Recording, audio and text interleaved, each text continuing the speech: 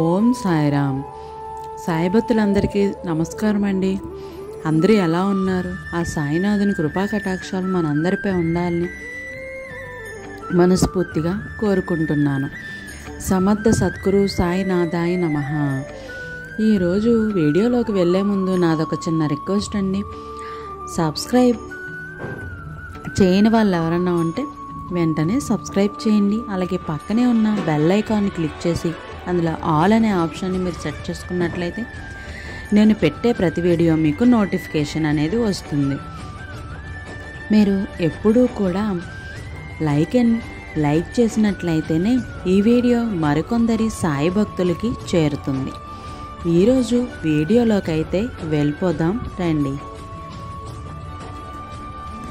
జీవితంలో సుఖంగా ఉండాలి అంటే కనుక ఈ 3 మాటలను ఖచ్చితంగా గుర్తుపెట్టుకోవాలి బిడ్డ.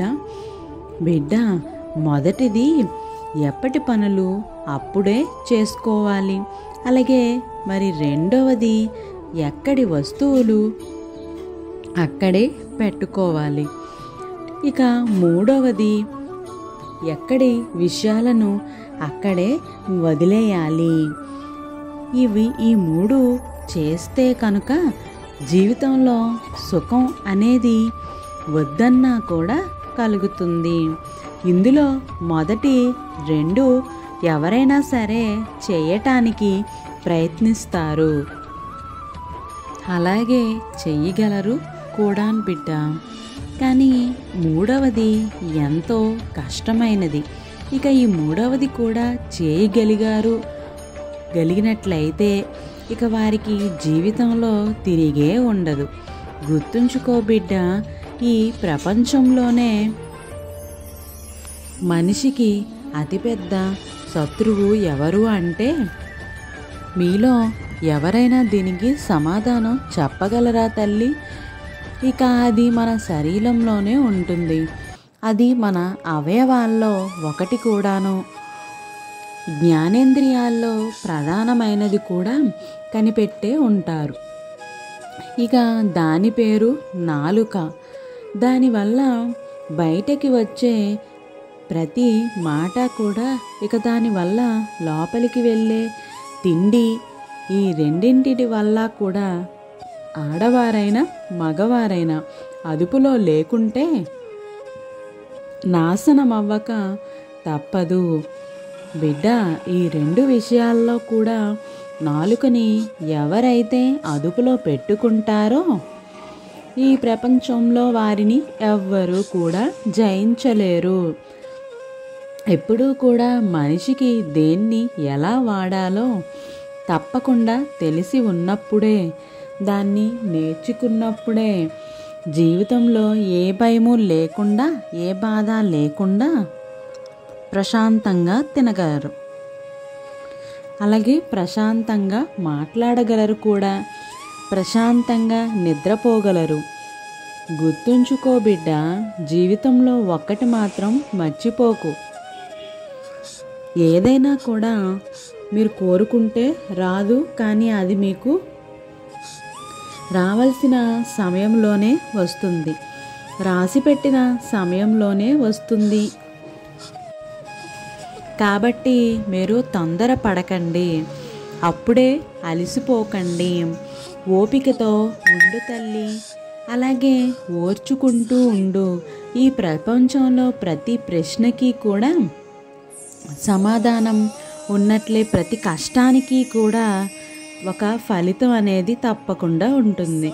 మీరు నిజాయితీగా, ప్రయత్న లోపం లేకుండా ప్రతిరోజు కష్టపడండి, తప్పులను ఒప్పుకోండి, ఇక వాటిని సవరించుకోండి. దీర్ఘకాలంగా చేస్తున్న ప్రయత్నాలేవి కూడా వృధాగా పోవు. నా మాట వినండి, దేన్ని కూడా మధ్యలోనే ఆపేయకండి. ఎందుకంటే మీ విజయం మీకు ఎంత దూరంలో ఉందో మీకు తెలియదు కదా. అది ఒక్క అడుగు దూరంలోనే ఉంటే ఇక మీ ప్రయత్నానికి, దానికి వేచించిన సమయానికి ఇక నీ జీవితానికి అర్థం ఏముంటుంది బిడ్డ?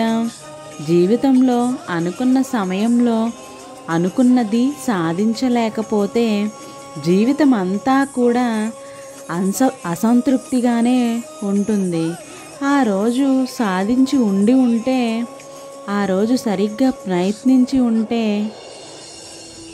ఆ రోజు ఇంకాస్త కష్టపడి ఉంటే నా జీవితం ఇంకోలా ఉండేది అని భవిష్యత్తులో ప్రతిరోజు కుమిలిపోతూ ఉంటావు.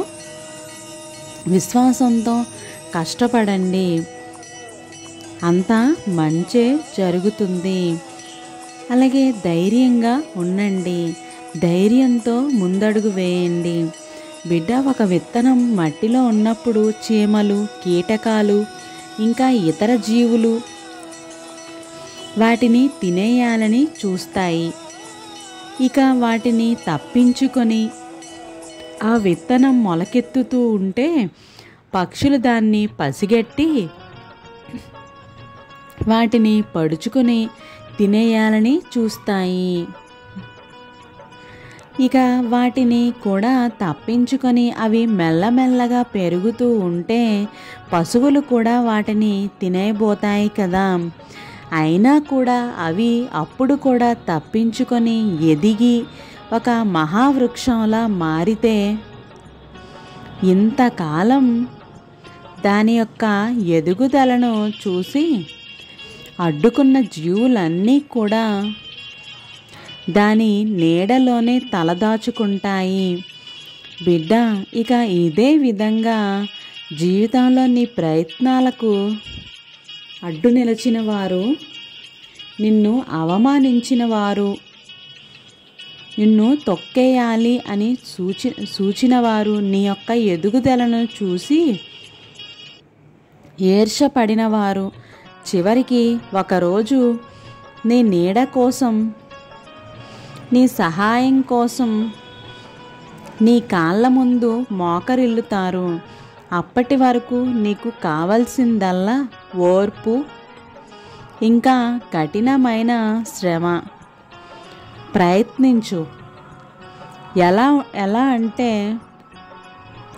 జీవితంలో ఉంటే ప్రాణమైనా ఉండాలి, లేదంటే గుర్తుంచుకో విజయమైనా ఉండాలి అనే విధంగా గుర్తుంచుకో. బిడ్డ, ఒక్కసారి దెబ్బతిన్న చోటే మళ్ళీ పడ్డావు అని అంటే గనుక అక్కడ నువ్వు ఏమీ నేర్చుకోలేదు అని అర్థం. అలాగే ఇక ఏది నేర్చుకోవటానికి సిద్ధంగా లేని వారి జీవితం ఎప్పుడూ పడిపోతూనే ఉంటుంది. అలాగే గుర్తుంచుకో తల్లి, మీ జీవితం నాశనం అవ్వటానికి ఎవరు అవసరం లేదు, మీకు మీరే చాలు.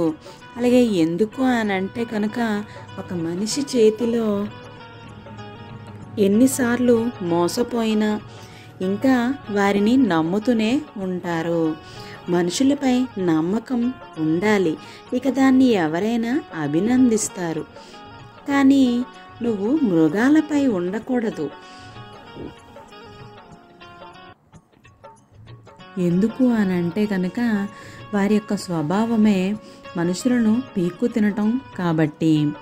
అందుకే నువ్వు జీవితంలో మోసం చేసిన వారిని మళ్ళీ తిరిగి మోసగించటం కంటే కూడా ఆ మోసాన్ని గ్రహించి దాన్ని తిప్పి కొట్టగలిగే తెలివితో జాగ్రత్తగా ఉన్నప్పుడే ఈ కాలంలో అలాగే ఈ సమాజంలో బ్రతకగలుగుతాం. జాగ్రత్తగా ఉండు తల్లి. నువ్వు ఎప్పుడూ కూడా శ్రద్ధతో, సబూరితో నీ విజయాన్ని నువ్వు ఎలా దాటుకుని రావాలి, నీ విజయం వైపు నువ్వు వేసే ప్రతి అడుగుని కూడా ఎలా అయితే దాటాలనుకుంటున్నావో, నువ్వు ఎప్పుడూ కూడా మరణం వచ్చేదాకా సమాధానం దొరకని ఒకే ఒక ప్రశ్న ఏంటి అని అంటే ఎవరిని నమ్మాలి అని. అసలు మంచి వాళ్ళంటే ఎవరు? మంచి వాళ్ళకి ఉండవలసిన లక్షణం ఏంటి? అది తెలిసినప్పుడే కదా నీకు ఎవరి మంచివారు ఎవరి చెడ్డవారనేది తెలుస్తుంది.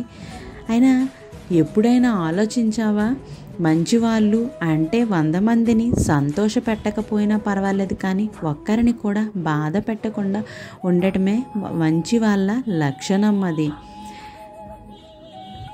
అలాగే నువ్వు ఓడిపోవటం అంటే కోల్పోవటం కాదే, నీకు తెలియని దాని గురించి వెతుక్కోవటం. ఓడిపోయానని బాధపడుతూ కూర్చోకుండా మళ్ళీ ప్రయత్నించు.